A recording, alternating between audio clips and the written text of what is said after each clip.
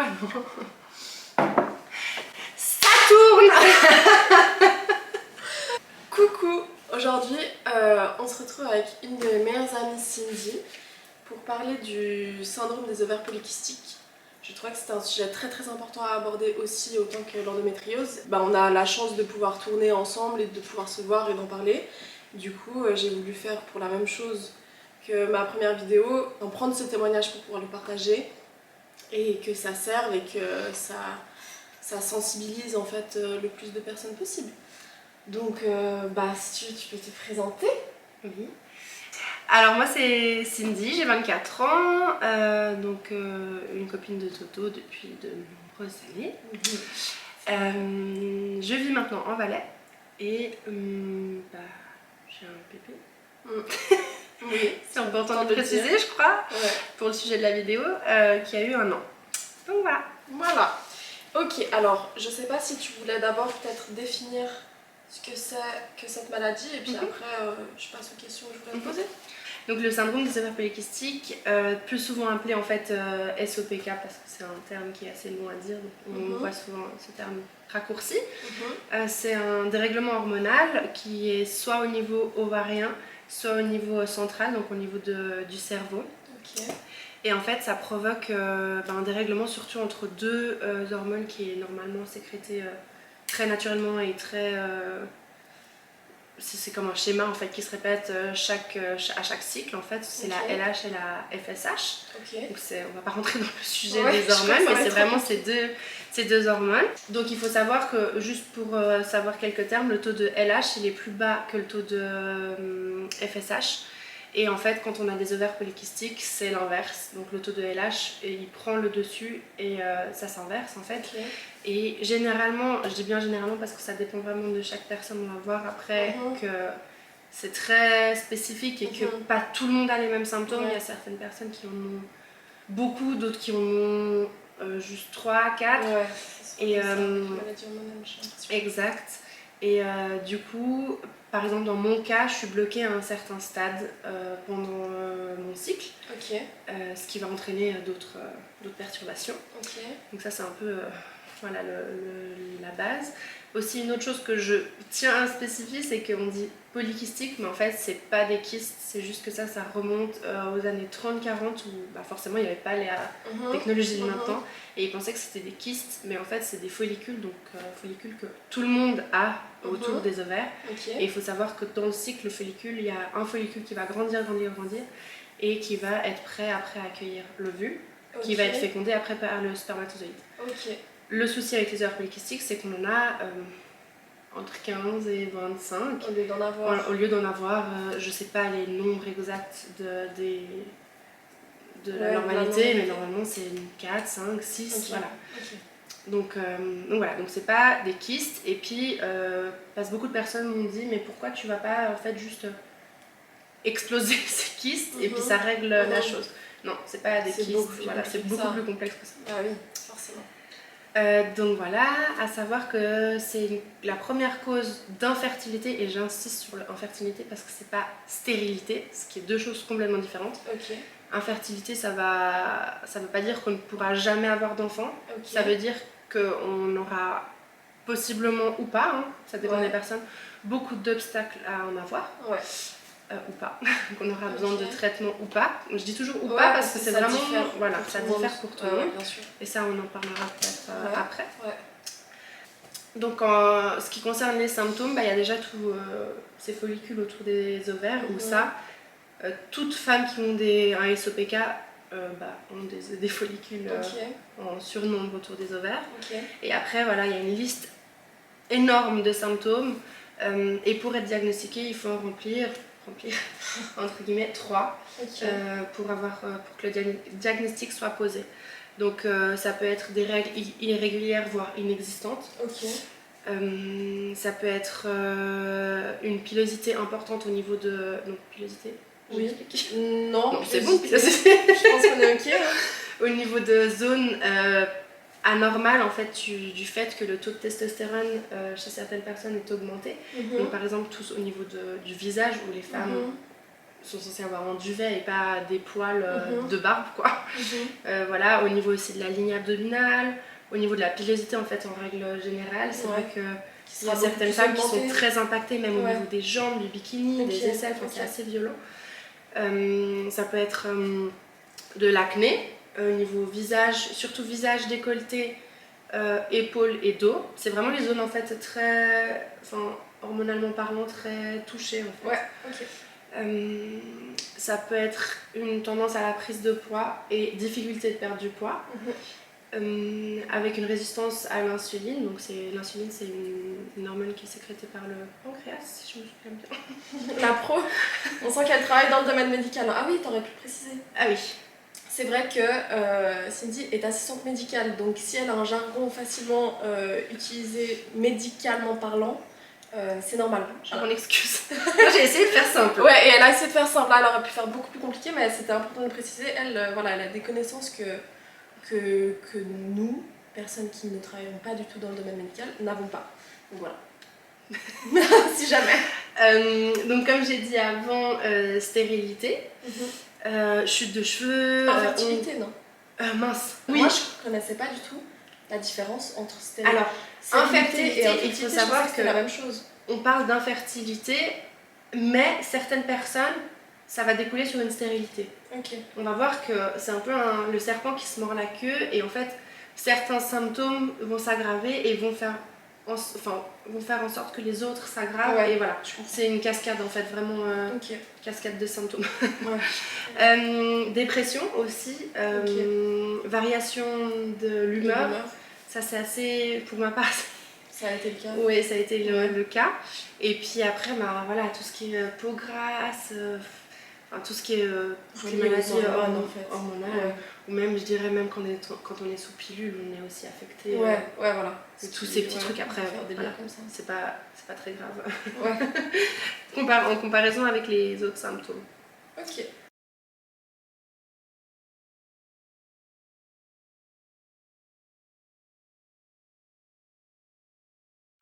Donc, on est diagnostiqué par notre gynécologue qui fait, ça dépend des personnes, ça j'en parlerai aussi après, il y a des prises en charge, comme tu as pu en parler, plus ou moins douteuses. Et j'ai des questions par rapport à ça, on en parlera. Donc généralement c'est une échographie au niveau vaginal où on va regarder vraiment les ovaires. Il faut savoir que j'ai des femmes qui ont un SOPK. Soit on peut être atteinte d'un côté, soit des deux côtés. Et c'est des ovaires anormalement plus gros en fait, tout simplement. Donc on va regarder au niveau échographique, au niveau vaginal. Après on va faire aussi une prise de sang pour tester tout ce qui est cholestérol, sucre, donc glycémie, plusieurs fonctions au niveau du sanguin. Donc voilà, et puis c'est un peu en discutant c'est ces trois caractéristiques, donc prise de sang, échographie et puis discutant un petit peu des symptômes de ce qu'on a qui vont en fait poser le diagnostic. Ça reste quand même, comme toute pathologie de la femme, quelque chose qui est très compliqué. Et mon ancien gynécologue m'avait dit que, clairement, il m'avait dit cash, que ça va m'énerver. qu'en fait, les chercheurs ne dépensent pas d'argent dans ce syndrome. Ça, tu m'avais dit, je pense. Parce que c'est une pathologie de la femme et que c'est moins important que... Alors oui, certes, c'est moins important pour moi que les cancers, que toutes ces choses qui touchent énormément de personnes. Mais c'est vrai que voilà... qu'on le dise ouvertement, qu'on ne va pas pousser les recherches plus loin. On verra qu'au niveau des traitements, c'est assez court quoi. Pilule. Basta. Non, ça va. Donc voilà, les complications possibles, parce que c'est important d'en parler quand même. Donc ça peut provoquer un prédiabète, ce qui est assez courant, du fait qu'en fait il y a une résistance à l'insuline. Donc l'insuline c'est un petit aparté, c'est donc une hormone sécrétée par le pancréas qui va faire baisser notre taux de sucre dans le sang. Quand on a une résistance à l'insuline, ça veut dire qu'en fait notre insuline sécrétée naturellement chez une personne saine, en bonne santé, n'est pas sécrétée correctement et du coup notre taux de sucre est anormalement élevé en continu. Pour ça, heureusement, il y a un traitement, donc ce qui s'appelle la metformine, c'est un réguleur d'insuline, tout simplement. Le même traitement que pour le diabète. On va pas rentrer dans le sujet du diabète, mais Bon, petit aparté, vous savez. Nous avons le diabète de type 1 et le diabète de type 2. On peut dire aussi le diabète insulino-résistant. Du coup, ça peut provoquer aussi une durée de conception beaucoup plus longue ou une stérilité. Voilà, on parle pas de stérilité de base, mais ça peut le provoquer. Des maladies cardiovasculaires, un cancer de l'utérus, dû au fait qu'en fait on n'ovule pas chaque mois. Ça aussi, je pense qu'on en parlera après pour mon cas. Mais voilà, le fait que notre utérus en fait fonctionne pas chaque mois correctement, bah, ça peut provoquer des cancers. Ça peut aussi provoquer de l'apnée du sommeil. Ah, ok. Donc, je savais pas. C'est un peu les complications, hein, je pense que ça suffit. Ok, bah super. Ok, alors moi du coup, maintenant que tu as super bien introduit la chose, et merci beaucoup pour ça, j'ai 2-3 questions. Donc d'abord, comment déjà tu l'as appris et est-ce que tu te doutais avant ça que quelque chose n'allait pas? Alors, comment je l'ai appris? C'était, il faut que je me remémore les dates, mais je crois que c'était en 2018. Ok. Quand j'ai décidé, en octobre 2018, oui, quand j'ai décidé d'arrêter la pilule, après que je l'ai pris 7 ans, je crois, que je l'ai pris 6-7 ans. J'étais dans un état d'esprit où j'avais plus envie de prendre d'hormones, j'avais envie d'être vraiment assez nature. Passer sur un autre moyen de contraception du style un stérilet en cuivre, ou même je m'étais renseignée sur avec la prise de température pour voir notre cycle. On était dans le cycle, etc. Bref, je m'étais un peu dit j'arrête la pilule. Je savais qu'en arrêtant la pilule, après l'avoir pris quelques années, il pouvait y avoir quelques mois de battement avant que j'aie de nouveau un cycle, donc je me suis pas inquiétée plus que ça. Au bout de 3 mois, j'ai quand même appelé ma gynécologue de l'époque pour lui demander si c'était normal. Elle m'a dit oui, c'est normal jusqu'à 6 mois, vous vous inquiétez pas et tout. Donc j'ai continué à faire ma vie, voilà. Et au bout de, je dirais, j'ai plus trop les mois en tête, mais au bout de genre peut-être 5 mois par là, j'ai commencé à prendre du poids. Donc il faut savoir que j'ai toujours des formes, enfin j'ai jamais été squelettique quoi. Mais normal quoi, enfin je sais pas ce qu'est la normalité, mais voilà. En très peu de temps, j'ai pris énormément de poids, mais vraiment en flèche, à savoir qu'avant c'était avant le Covid, avant tout ça, je faisais énormément de sport, donc j'allais souvent, je faisais du fitness, donc j'allais 4-5 fois par semaine au fitness. J'avais une alimentation plaisir, où je me faisais plaisir, mais je faisais pas non plus fast food tous les jours. Oui, t'as toujours une alimentation quand même saine. Voilà, saine, surtout que je vivais encore chez ma mère, et puis c'est clairement ma mère qui cuisinait, donc ça, elle faisait pas des raclettes à gogo, je ne sais quoi. Donc voilà, donc ça j'ai remarqué vraiment une prise de poids, où je me souviens même un jour où je me suis pesée au travail, et j'étais choquée du nombre, parce que je me pesais jamais, et j'étais choquée du nombre, et j'ai direct écrit à mon copain, et j'ai dit: chat, va me chercher un test de grossesse, parce que là c'est pas possible que j'ai pris autant de poids en si peu de temps. À tel point que ça étonné. Vraiment. Ok, d'accord. Et lui en panique. Bref, c'était pas ça. Du coup, il y a eu vraiment les prises de poids, c'est ce qui m'a le plus marqué. Et l'acné au niveau du décolleté, des épaules. Heureusement, j'ai jamais vraiment beaucoup eu d'acné au niveau du visage. Mais là, vraiment décolleté, épaules, mais c'était pas non plus très marqué. C'était petit bouton par-ci, voilà. Et puis au niveau de la pilosité, de la lèvre supérieure, menton et ligne abdominale, donc typiquement les 3 zones, voilà. À savoir que je débutais donc mes études dans le médical, donc j'avais des connaissances mais pas non plus folles. Et 9 mois, j'ai retéléphoné 6 mois après à ma gynécologue, j'avais toujours pas des cycles qui étaient revenus. Pas de soucis, c'est normal et tout. Donc il faut savoir que j'ai téléphoné 4 fois avant d'être prise au sérieux. T'étais chez... T'étais chez... Elle est à la retraite maintenant. Ah ouais? Ok. Wow. Je suis bien contente. Ok, bah tant mieux. Et du coup, au bout de... Donc, cette gynécologue avait tout le temps la même assistante depuis des années. Et 9 mois que j'avais pas mes règles. Donc il faut savoir que j'ai dépensé je ne sais pas combien de sous dans des tests de grossesse aussi. Parce que chaque fois tu te dis mais... Enfin voilà. Et à 9 mois, je me suis dit, mais là, c'est genre le temps d'une grossesse, c'est pas possible, quoi. Oh, punaise. Et j'ai téléphoné et je suis tombée sur une assistante remplaçante. Je suis tombée enceinte. Non. Je suis tombée sur l'assistante, mais...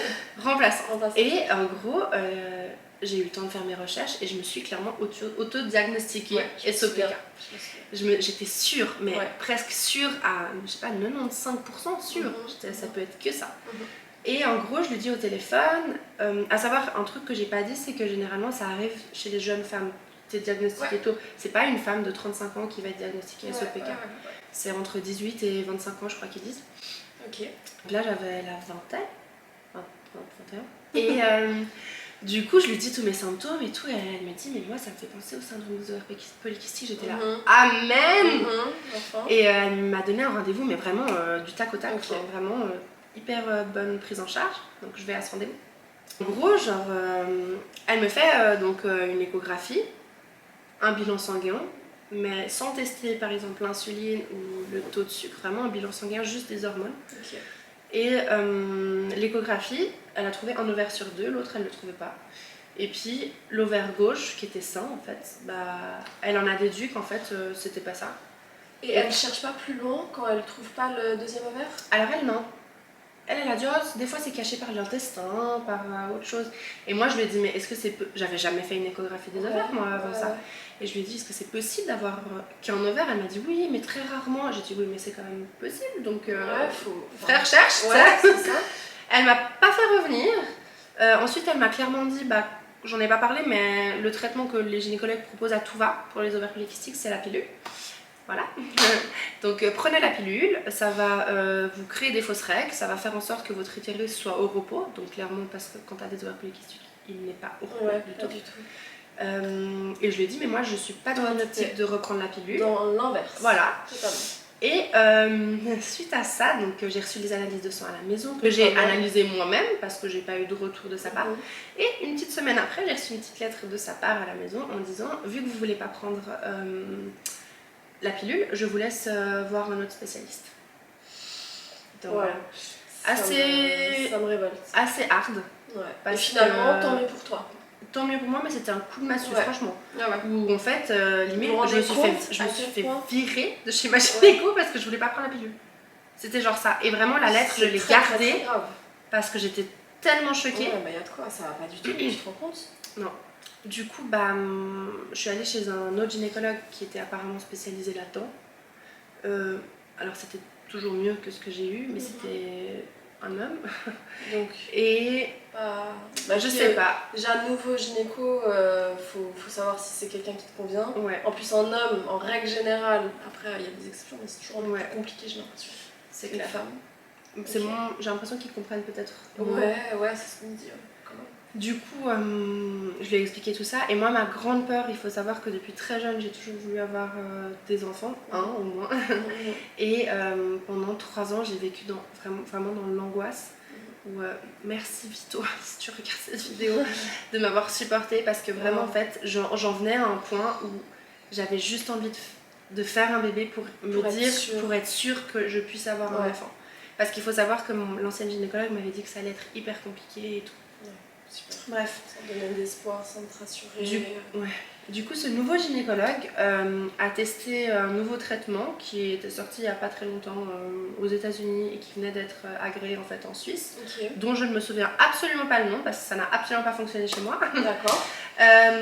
Vous inquiétez pas, ça fonctionne dans 90% de mes patientes qui ont les ovaires polykystiques, elles ovulent, elles tombent enceintes, tac tac tac, j'étais là, top. Je suis partie hyper confiante. Pas du tout fonctionné chez moi. Je me souviens que c'était un traitement qu'il fallait prendre quelques jours et puis après il fallait retourner faire une échographie, voir si on ovulait.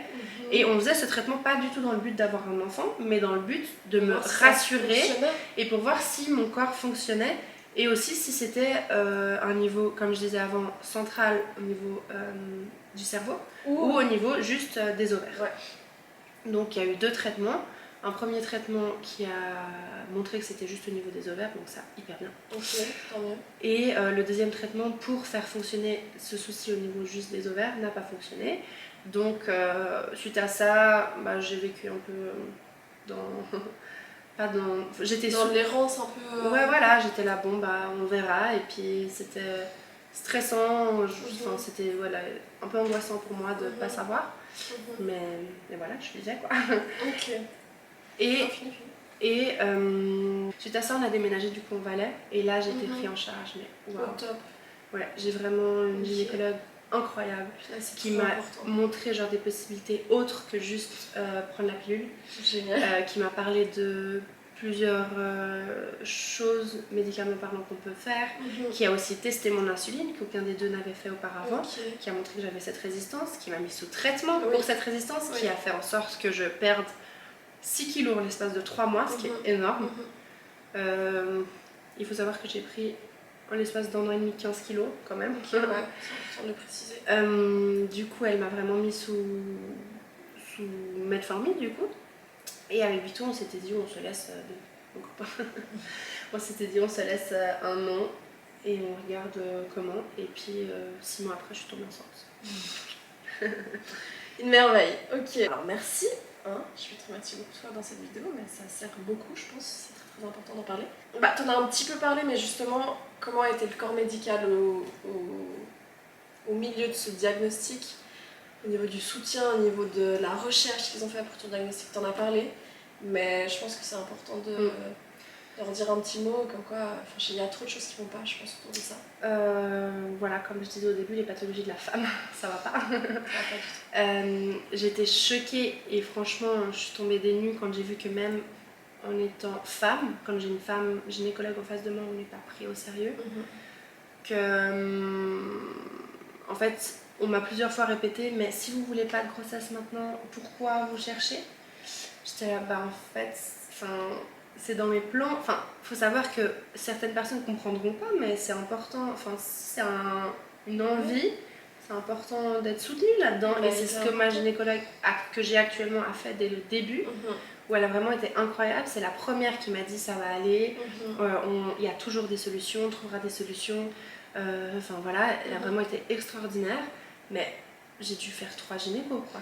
Ouais, je trouve ça dingue parce que là, si tu parles de ta nouvelle gynéco et que tu dis waouh, elle a été à l'écoute, elle m'a trouvé des solutions, et on se dit ça devrait être normal en fait. Mais c'est ça notre réaction. Donc pour dire le problème qu'il y a autour du corps médical pour les maladies qui nous touchent nous quoi. Je sais qu'à Genève, il y a les HUG qui ont un centre pour tout ce qui est maladie, endométriose, syndrome des ovaires polykystiques, infertilité, voilà.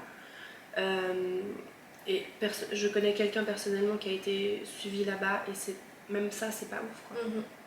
Comme quoi. Il y a du travail à faire. Il y a du travail, mais je pense que c'est pas pour demain la veille, clairement. Non, je pense pas. Parce que tu vois, là, ça fait depuis les années 30 que ça existe et puis pour l'instant, il n'y a que la pilule. Vraiment pour. Voilà. Faut qu'ils fassent du travail sur eux, le corps médical, parce que je trouve que ça va pas du tout. Au niveau du soutien, au niveau du laisser aller. C'est ça. Et puis, un truc que je dois aussi spécifier, c'est que là, ma gynécologue, elle est vraiment spécialisée là-dedans. Et je pense que c'est important pour toutes les personnes qui ont des soucis de ne pas aller chez un ou une gynécologue lambda. Et il faut vraiment aller chez quelqu'un qui est spécialisé. Et c'est la prise en charge, elle a rien à voir parce que c'est comme tout corps médical ou même tout corps de métier. Quand on a une spécialisation dans quelque chose, on est beaucoup plus efficace et beaucoup plus... Ouais, voilà. Ouais, c'est clair. Ok, et qu'a-t-on fait au max pour trouver des solutions pour toi? Est-ce qu'on a... Mais ça en fait, c'est ce que tu as déjà dit, quoi. Oui, je pense. Donc on n'a clairement pas fait le max pour te proposer des solutions. Là, maintenant, oui. Là, oui. Si on parle de mes 2 anciens gynécologues, non, mais maintenant, oui.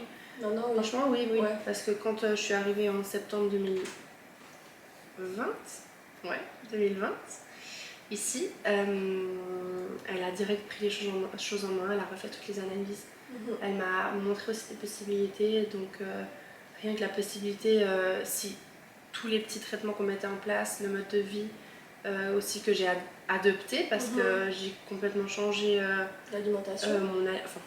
Complètement changé, c'est pas vrai en fait. J'ai fait un rééquilibrage, voilà, où tout ce qui est, je prenais des pâtes complètes à la place des pâtes au blé normal, du pain complet, du riz complet, beaucoup plus de légumes, plus du tout de sucre. Ça c'est l'ennemi du SOPK, c'est le sucre, pas le sucre fructose, etc. Qui a naturellement le mauvais sucre, le sucre modifié. C'est l'ennemi tout court de tout le monde, mais encore plus quand tu as une résistance à l'insuline. Et ça, c'est vrai que bah, j'ai dû on appelle ça un sevrage au sucre, qui en général en 3 semaines, ça va, ça passe. Et puis après, à dire que j'étais dégoûtée du sucre. J'arrivais plus à manger ou à boire quelque chose de sucré. Mais c'est trop bien, en vrai. Ouais, bon, ça revient très vite. Hein, après, malheureusement, c'est une grosse drogue. Super. Moi, j'ai encore 2-3 petites questions. Parce que du coup, tu as dit que forcément cette maladie entraînait une infertilité. Du coup, toi qui voulais absolument avoir des enfants, que d'être maman, ça a toujours été ton rêve. Comment t'as vécu la chose de tomber enceinte plus facilement que ce qui était prévu ou de ce qu'on t'avait dit? Bah bien, je vais pas mentir. Tellement bien. Non, en vrai, déjà rien que de poser le diagnostic et d'être pris en charge correctement, j'ai soufflé. Ça m'a vraiment j'ai ressenti un deuxième souffle, je me suis dit ça va aller. Ça faisait 3 ans que je vivais comme je disais, dans l'angoisse de ne pas réussir, et là je me suis dit je suis bien pris en charge, ça va aller. Quand j'ai vraiment fait ce rééquilibrage, j'étais sous ce traitement, j'ai perdu du poids, parce qu'en fait c'est ce que je disais, c'est le serpent qui se mord la queue, on prend du poids, du coup ça entraîne d'autres symptômes, on prend du poids, enfin vraiment c'est tout le temps comme ça et ça n'améliore pas. Le fait d'en perdre, parce que tout le monde aussi nous dit genre perdez du poids madame, tout ira mieux. Mais ça a été tellement compliqué pour toi de perdre du poids avant de prendre tout ce poids justement, c'était impossible. Ah non.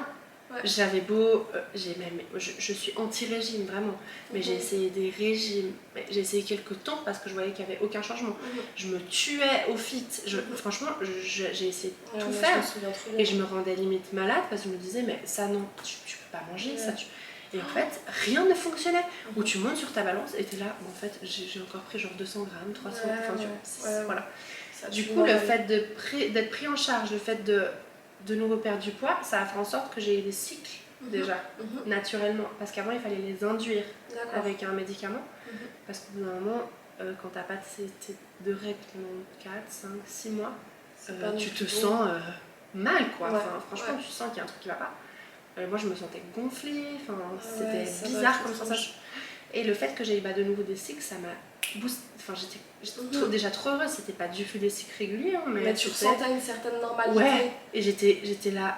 D'ailleurs, tout le monde me disait mais profite, t'as jamais tes règles, c'est trop cool. Et j'étais là. Non. Ouais, non. C'est super.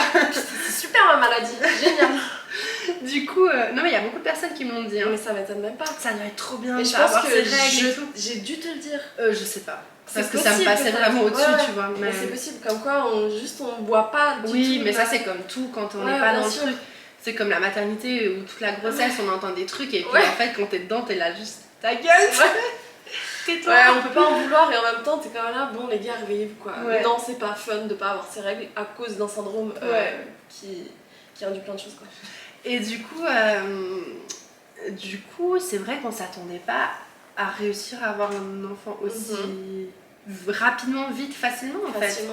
Mais c'est vraiment, et quand on dit que moi je suis persuadée que le psychologique joue beaucoup sur tomber enceinte, etc., c'est au moment où j'ai genre lâché prise. Et vraiment, en fait, j'y pensais plus. Parce qu'il faut savoir qu'il y a une période, tous les jours, je disais à mon copain, genre, viens, on essaye, viens, on essaye. Parce qu'en fait, j'étais tellement dans l'angoisse de ne pas réussir que voilà. Et c'est au moment où j'ai arrêté d'y penser. Je me suis dit, on se laisse 1 an, tranquille, chill. Et voilà. Et du coup, fin janvier 2020, je suis tombée enceinte. Et en fait, waouh quoi.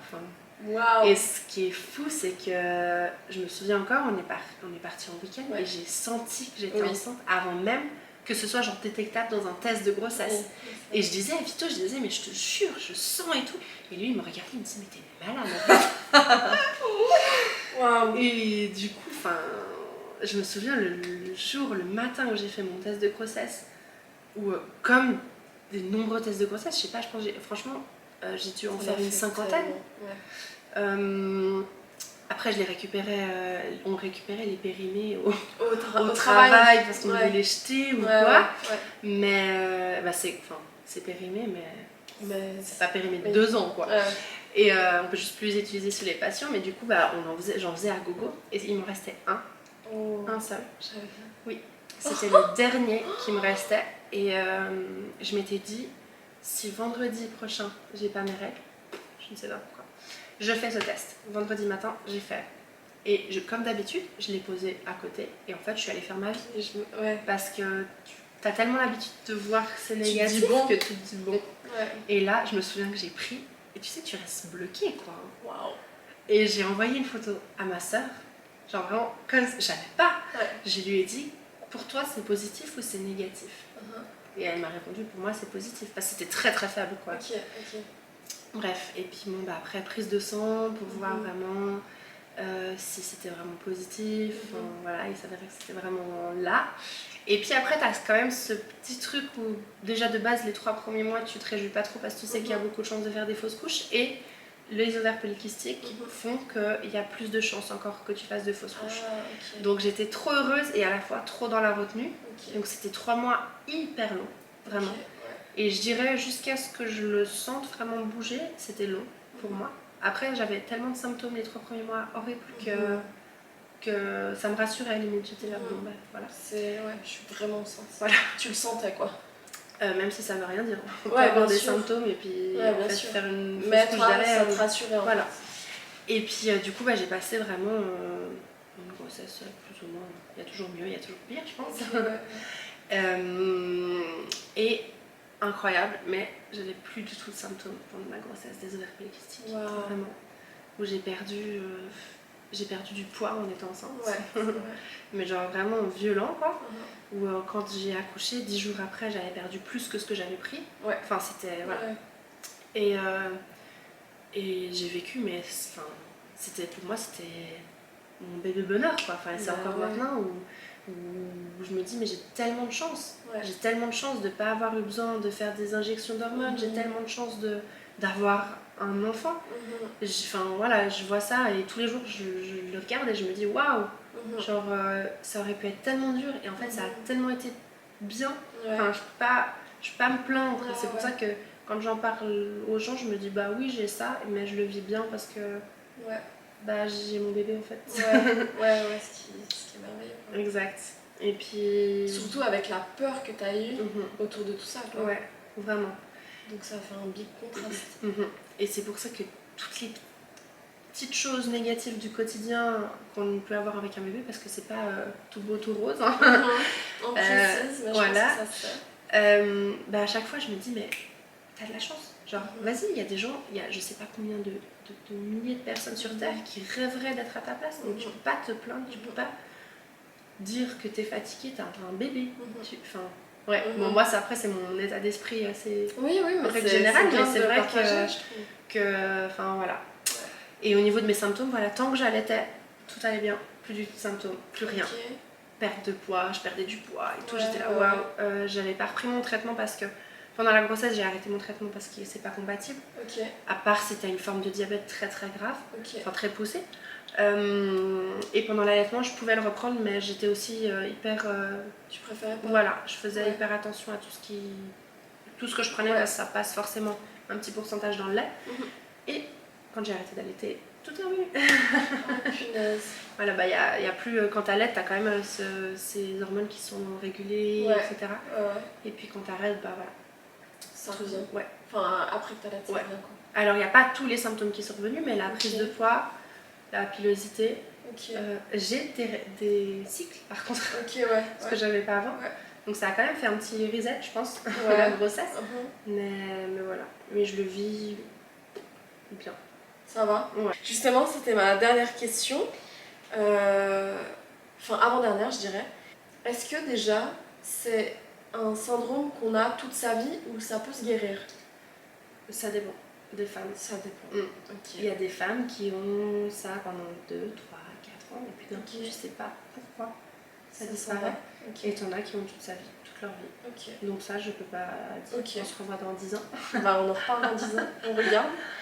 Et comment ça va aujourd'hui? Je pense que tu nous as déjà donné ta réponse.